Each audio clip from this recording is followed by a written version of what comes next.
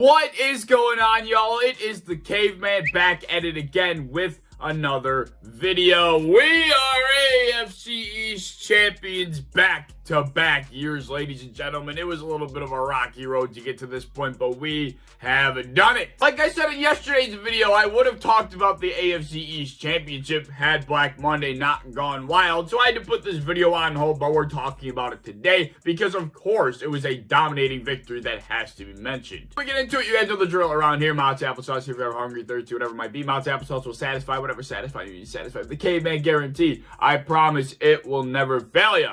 The Buffalo Bills take a dominant victory at home against the New York Jets, 27-10, and the score does not really do it justice as to how brutal of a decimation this actually was. Let me just put things into perspective for you. I'm sure you've heard all these stats. That's why I don't want to reiterate too much about this game because I'm sure you've heard about it by now. But still, the Buffalo Bills had 424 total yards, 25 first downs, and 14 offensive drives. Pretty good, right? Listen to the New York Jets statistics. Listen to this.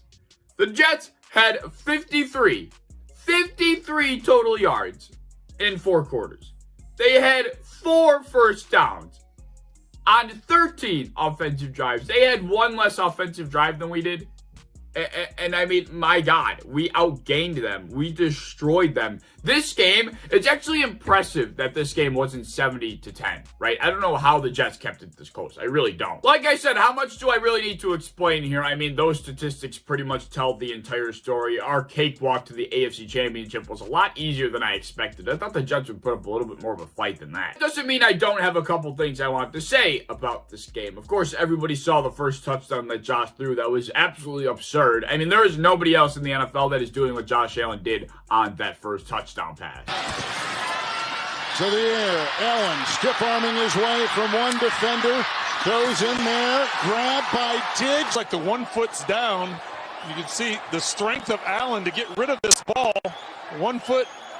Escaping a sack by hopping away from a defensive lineman, Josh Allen is running close to the sideline with the linebacker draped across the side of his body. He's stiff-arming him away, and he's throwing sidearm along the sideline to Stephon Diggs in an impossible window. Mind you, I was at this game. It was so cold. I couldn't even comprehend the thoughts I was having. I was so cold. Like, I can't even explain how bad it was. Like, my hands were about to crack open. And Josh Allen's out there doing that, and Stephon Diggs, I mean, I can't even understand. Anyways, on some more important subjects, we saw a couple other big miscues with the special teams unit. Not only with the returners this time around, but unfortunately with the punter. As we all know, we moved on from Corey Bojorquez in this past offseason, and we decided to bring in Matt Haack from the Miami Dolphins. And without getting too corny, well, he's kind of been a bit of a hack, or a hawk up to this point, if you will. To be honest, he really hasn't been that bad up to this point, right? He hasn't made any egregious mistakes. He just hadn't been as good as Corey Bojorquez was last season.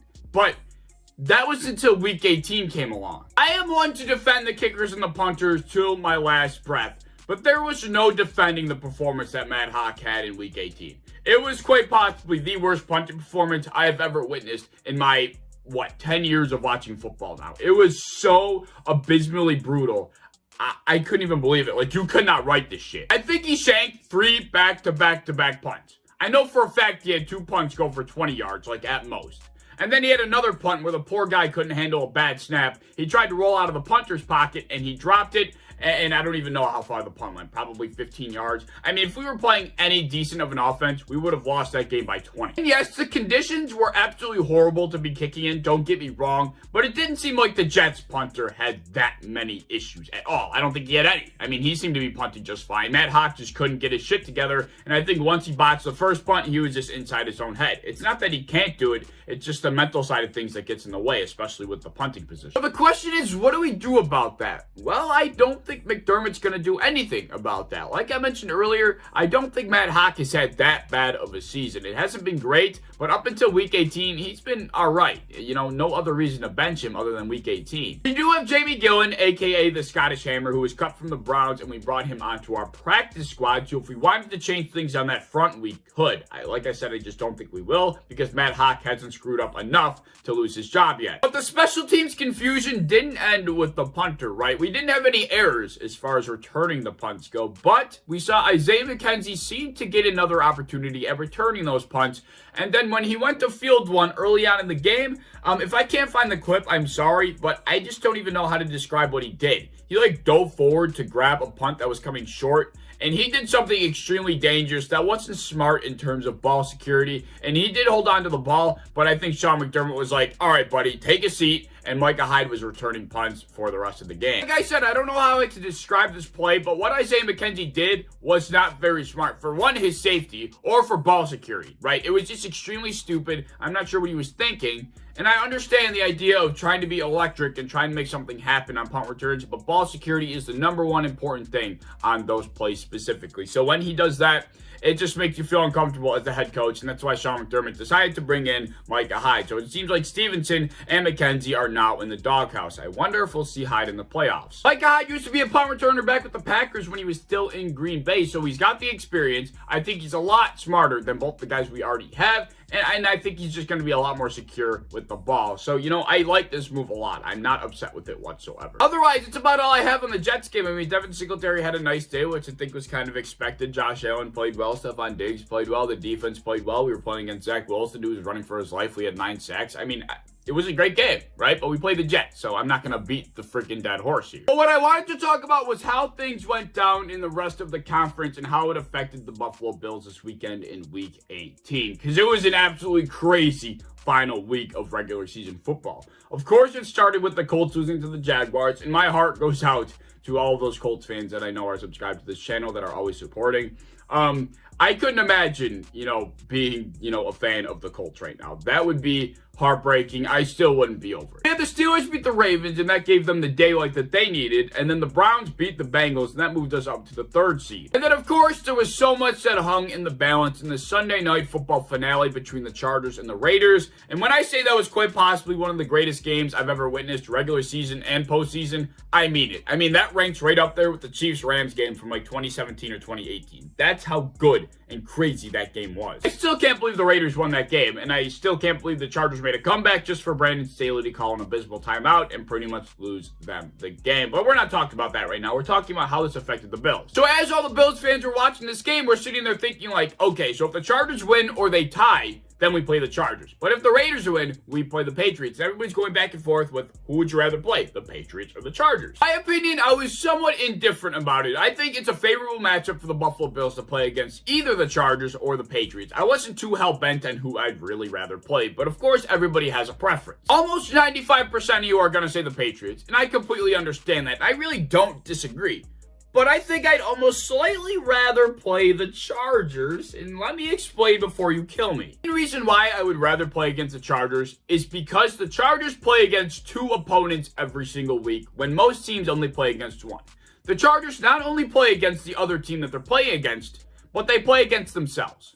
They consistently shoot themselves in the foot on a week-to-week basis. Whether it's bad decision-making, poor execution, awful penalty calls, they are always doing something to hurt themselves. Not to mention every other reason why I'd rather play the Chargers. They're going to be coming from out west. They got to come all the way over here, right? That's one thing. Not to mention that they play in a dome and they play in nice weather about 85% of the season. And the weather they'd be experiencing in this upcoming Saturday night game would be the worst weather that they've experienced all season and probably the worst weather that any of those guys have played in their entire lives. On top of the fact that they have a bottom 5 defense, they cannot stop the run for their lives, and the only way they really will be able to win the game is if they put up at least 30 points. And that's been the case for them all damn season. And you think they're putting up 30 points on our defense in that weather?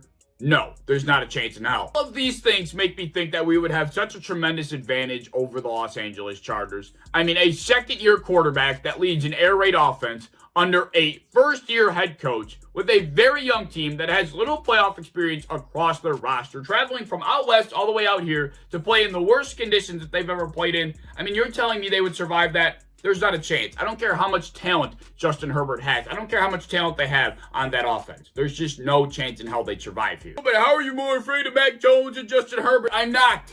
I hate that argument. There's just too many little details outside of those 2 factors. I'm not afraid of Mac Jones. Who the hell would be?